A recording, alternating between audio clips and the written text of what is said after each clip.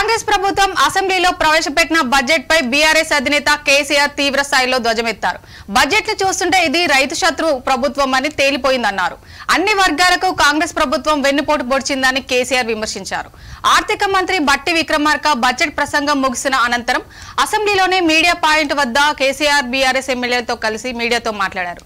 Budget ప్రసంగంలో అంకెలు వచ్చినప్పుడల్లా ఆర్థిక మంత్రి ఒత్తి పలకడం తప్ప కొత్తగా ఏం లేదని కేసీఆర్ ఎద్దేవా చేశారు. కానీ ఈరోజు బడ్జెట్ చూస్తే ఏ ఒక్క పాలసీ ఫార్ములేషన్ జరగలేదు. రాష్ట్రానికి సంబంధించినటువంటి ఏ ఒక్క విషయంలో కూడా ఈ అర్భక ప్రభుత్వం ఇప్పటి వరకు పాలసీ ఫార్ములేషనే చేసినట్టుగా కనపడతలేదు. వ్యవసాయం ఉంది, మాకు స్పష్టమైన అవగాహన ఉండే ఈ రాష్ట్రంలో వ్యవసాయ స్థిరీకరణ జరగాలని మేము 2 పంటలు కూడా ఇచ్చినాం రైతు బంధు. వీళ్ళు ఎగ్గొడతామని చెప్తా ఉన్నారు. మేమేదో రైతులకు ఇచ్చిన డబ్బును దాన్ని పాడు చేసినాము, చెడగొట్టినాము, దుర్వినియోగం చేసామన్న పద్ధతిలో దురదృష్టకరమైన వ్యాఖ్యలు చేస్తూ ఉన్నారు. అంటే ఇది పూర్తిగా రైతు శత్రు ప్రభుత్వం అనేది తెలుస్తూ ఉంది. ధాన్యం కొనుగోలు చేయలేదు, విద్యుత్ సరఫరా చేయడం లేదు, నీరు సరఫరా చేయడం లేదు, చాలా ఇబ్బందులు పెడతా ఉన్నారు. ఇంకా రైతు భరోసా, రైతు బంధు గురించి ఇంకా ప్రస్తావనే లేదు. ఎప్పుడు వేస్తారని మా ఎమ్మెల్యేలు అడిగితే కూడా కనీసం సమాధానం చెప్తలేరు. కాబట్టి రైతులను వంచింది ప్రభుత్వం, వృత్తి కార్మికులను వంచింది.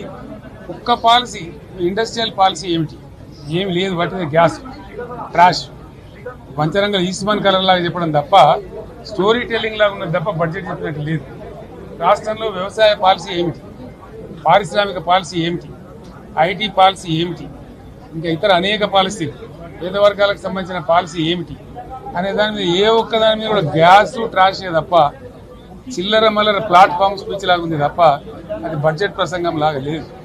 రాజకీయ సభలలో చెప్పినట్టుంది తప్ప ఏ ఒక్క పాలసీని కూడా నిర్దిష్టంగా ఈ పనిని మేము ఎట్లా సాధిస్తాం, మా గోల్స్ ఇవి, మా టార్గెట్స్ ఇవి అనే పద్ధతి కానీ పద్దు కానీ లేదు. ఇది పేదల బడ్జెట్ కాదు, రైతుల బడ్జెట్ కాదు, యువల బడ్జెట్ విశ్లేషణలో మీకు తెలుస్తుంది. భవిష్యత్తులో బ్రహ్మాండంగా మేము దీన్నంతా కూడా చీల్చి చెండాడబోతాం. Thank you.